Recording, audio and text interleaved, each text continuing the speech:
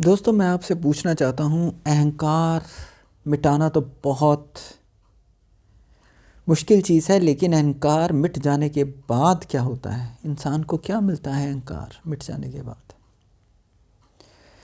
वास्तव में अहंकार मिट जाने के बाद इंसान को, मनुष्य को स्वयं से, अपने आप से मुलाकात असली मायने में तभी होती है।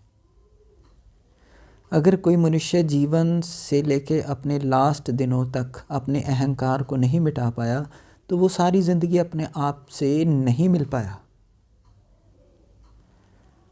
अंतिम क्षणों में, जीवन के अंतिम क्षणों में अहंकार तो खुद ब खुद मिटता ही है, और उस समय उसे ख्याल आता है कि मैं कौन हूँ।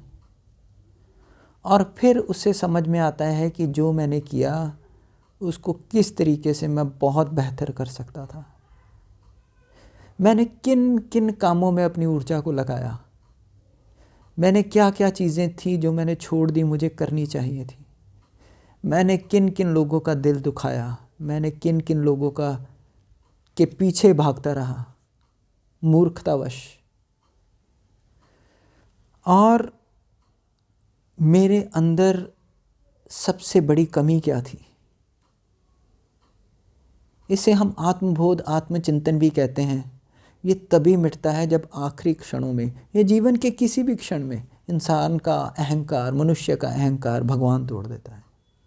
भगवान तोड़ देता है, या भगवान तोड़ देता है, या इंसान के कर्म ही खुद उसको तोड़ने का एक खेल रचते हैं। और तब वास्तविकता में उसे भगवान दिखाई देते हैं, वास्तविकता में। और इन आँखों से दिखाई नहीं देते, लेकिन उसको अपने अंदर ही भगवान का दर्शन होना शुरू हो जाता है, और तब उसका जीवन परिवर्तित होना शुरू हो जाता है। अगर बिल्कुल अंतिम क्षण में हो, तब भी जीवन परिवर्तित होना शुरू हो जाता है। जितना समय बचा होता है वो फिर भगवान के चरणों में ही गुजरता है। और अगर ऐसा जीवन के अंतिम क्षणों में हो जाए, तो वो अंतिम क्षण का जीवन जो भगवान के चरणों में गुजरता है, वो उसे शांति प्रदान करता है, बहुत सुख प्रदान करता है।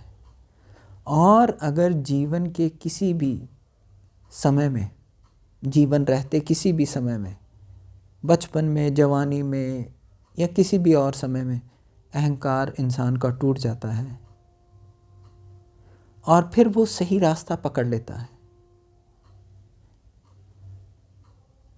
इसमें भी ये रहता है कि अहंकार टूटने के बाद भी इंसान किसी अपने बिलीफ की वजह से, या आसपास के लोगों के वो ग्रुप सोच कानों के ज़रिए जो आती है, अपने आत्मा की आवाज़ को दबाता रहता है, और फिर से अपने एक नए अहंकार को बिल्ड कर। माया बहुत ख़तरनाक है, ये बहुत ख़तरनाक है।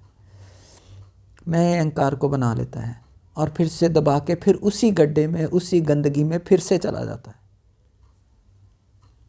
लेकिन फिर इस दोबार से बनाए गए ये सराउंडिंग्स, बहुत ये आस पास में जो लोग होते हैं ना, इनसे इसीलिए अपनी सोच को थोड़ा सा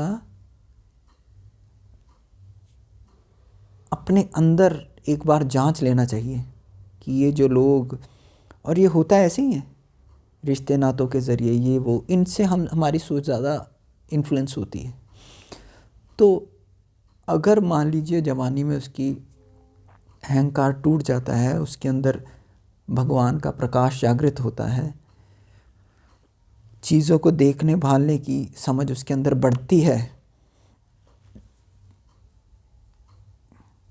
तो वो अपने जीवन को एक नए ढंग से जीना शुरू करता है, और वो नए ढंग से जिया गया जीवन उसको वास्तविकता में तरक्की की तरफ लेके जाता है।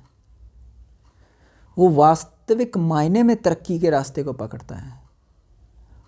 और वो जो तरक्की का रास्ता होता है, शुरू में बहुत स्लो, बहुत कठिन होता है।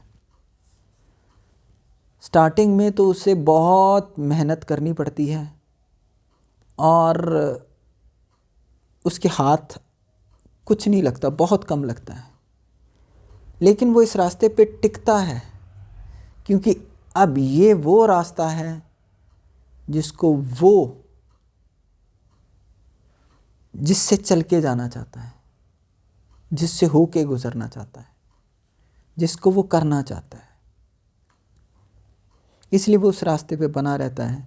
धीरे धीरे धीरे धीरे धीरे धीरे वो उस रास्ते पे चलना शुरू हो जाता है, और धीरे धीरे उसको उस रास्ते पे चलना आना शुरू हो जाता है। और चलने आने के बाद तो फिर एक ही काम रहता है, वो उस रास्ते पे दौड़ना शुरू हो जाता है और बहुत आगे निकल जाता है। और लोगों को भी, जो गिरे होते हैं उसकी ही स्टेज में होते हैं, उनको भी समझाता है कि आगे कैसे चलना है। अपने जीवन की दौड़ में अगर वो माया के चक्रों में ना फंसे,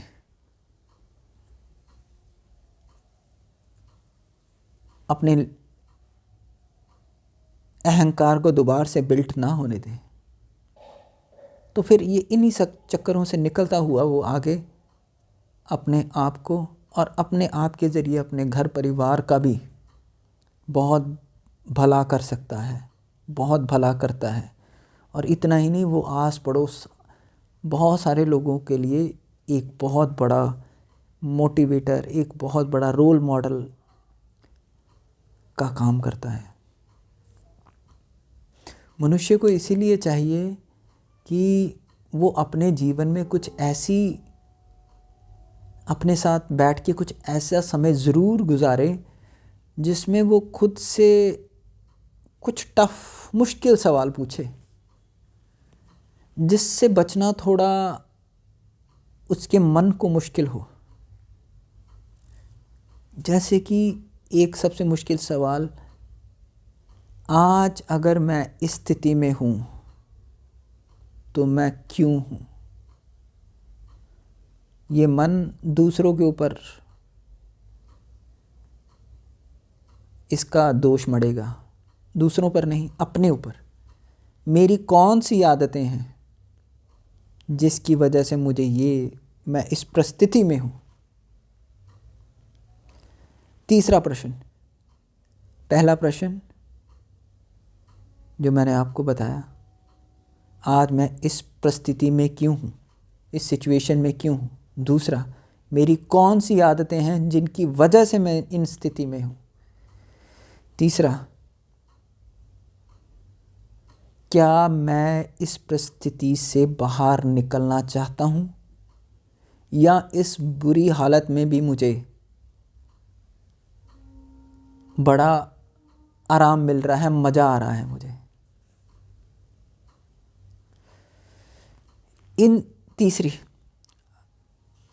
चौथा, अगर तो सच में निकलना चाहता हूँ तो मैं ऐसा क्या करूं जिससे मैं इस परिस्थिति से निकल सकूं। क्या करूं के उत्तर में आंसर आएगा कि अपनी संगत को बदलो, आसपास के लोगों को बदलो। और फिर वो कौन सा ऐसा आदमी है जिसकी संगत में मैं जाऊं, ये पांचवा प्रश्न, जिसकी संगत में मैं जाऊं और मुझे उससे धीरे धीरे उससे किसके साथ उठने बैठने पर मुझे ये आदतें सीखने को मिले। तो मैंने ये आपको प्रश्न बताए, मैं आज इस हालत में क्यों हूँ। दूसरा, कौन सी आदतें हैं, किस वजहों से, कौन सी आदतें हैं जिसकी वजह से मैं इन हालत में हूँ। तीसरा, क्या मैं इन आदतों से निकलना चाहता हूँ या नहीं।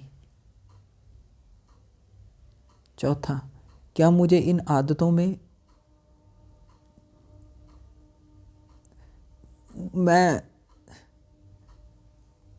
इस आदतों को कैसे बदलूं।